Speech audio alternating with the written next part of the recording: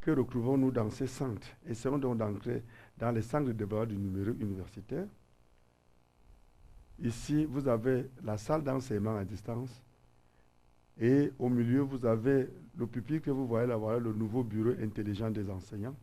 C'est à partir donc, l'enseignant va donc se placer avec un tableau intelligent tactile. Il prépare donc le cours, il va donc arriver là, présenter le cours. Et vous avez donc à la gauche les étudiants qui suivent donc ce cours-là. Et vous avez à la droite, vous avez des caméras intelligentes qui vont donc suivre non seulement le mouvement des enseignants, de l'enseignant qui se trouve dans la salle, et aussi les mouvements des étudiants. En bas, vous avez aussi des caméras. En réalité, on retrouve un ensemble de 5 caméras intelligentes qui sont là, interreliées, et qui permettent donc de mieux gérer la salle.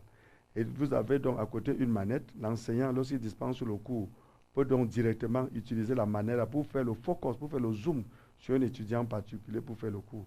Et tout ceci, c'est pourquoi les enfants doivent donc être capables de suivre en ligne. Lorsque l'étudiant, un enseignant dispense le cours dans cette salle-là, le cours-là est répercuté en temps réel dans tous les campus des universités d'État. Et toute chose qui permet donc de résoudre le problème de massification des enseignements, à savoir le manque d'amphithéâtre et parfois le manque d'enseignants spécialistes dans certains domaines.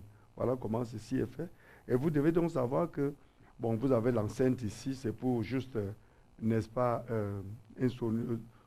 pour avoir le bon son dans la salle. Et ce que nous devons comprendre ici, c'est que pendant que le cours est dispensé dans cette salle, il est automatiquement enregistré dans les serveurs qui se trouvent dans le data center. J'aurai le temps de vous montrer quelques éléments du data center.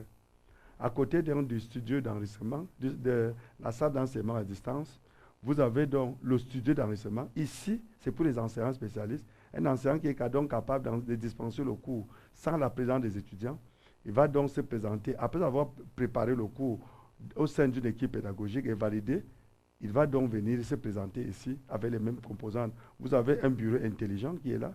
Il peut donc lui-même faire procéder aux différentes opérations d'enregistrement ici. Il va dispenser le cours. Vous avez tous les éléments qui permettent donc de répercuter en temps réel le cours qui est dispensé dans tous les campus des universités d'État et toutes choses qui rend maintenant, en réalité, le système d'enseignement supérieur camerounais beaucoup plus moderne.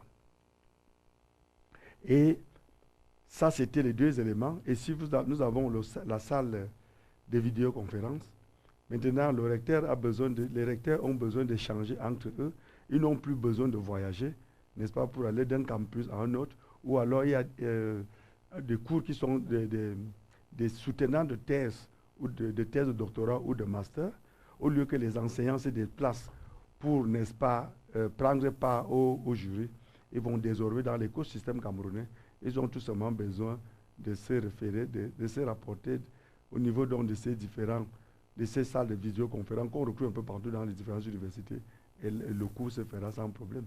Et si vous dire aussi, donc ça va se faire et l'étudiant pourra donc soutenir son mémoire de master ou de DA, de doctorat. Ça permet ici de régler un problème de financement parce qu'il y avait des soucis pour payer les billets d'avion, le déplacement des enseignants d'une université à une autre, à l'effet de prendre part, n'est-ce pas, au jury. Et vous avez ici un exemple. Nous sommes au niveau de la salle de visioconférence du nœud central du réseau, qui est donc géré par le ministère de l'Enseignement supérieur. Et il faut comprendre que l'État du Cameroun a décidé de digitaliser les enseignements. Vous avez ici le ministre de l'Enseignement supérieur, professeur Jacques-Famé Ndongo, et à la gauche ici, vous avez le professeur Naneva Nyonga, qui est la ministre en charge des enseignements secondaires, avec le personnel de ce ministère-là, qui sont venus s'abreuver à la bonne source sur comment procéder à la transformation digitale du système d'enseignement secondaire camerounais. Voilà cette réunion, et ça fait maintenant qu'il y a eu un accord de partenariat entre les deux ministères-là qui doivent maintenant marcher main dans la main pour la transformation digitale du système éducatif. Nous sommes dans la salle d'enseignement à distance et ces étudiants sont en train de suivre un cours qui est dispensé donc par l'enseignant et vous voyez donc comment ça se fait là-bas. Vous avez donc les enseignants. Ici, Cette salle a une capacité de 70 places pour nous dispenser les cours. Et comme je l'ai dit, lorsque le cours est dispensé ici, il est répercuté en temps réel dans tous les campus. Il suffit seulement que l'étudiant soit connecté au canal qui a été prédéfini, qui a été donné et publié. Il va suivre le cours. Et comme je l'ai dit encore, ceux qui n'ont pas eu le temps de suivre le cours en direct lorsqu'il était présenté, puisque le cours est chargé dans les plateformes d'enseignement à distance, ils ont donc la possibilité de se connecter via maintenant leur profil, se connecter et ensuite suivre le cours en ligne ou alors le télécharger dans leur espace cloud qui leur est réservé dans notre espace, dans le système d'information de l'enseignement supérieur.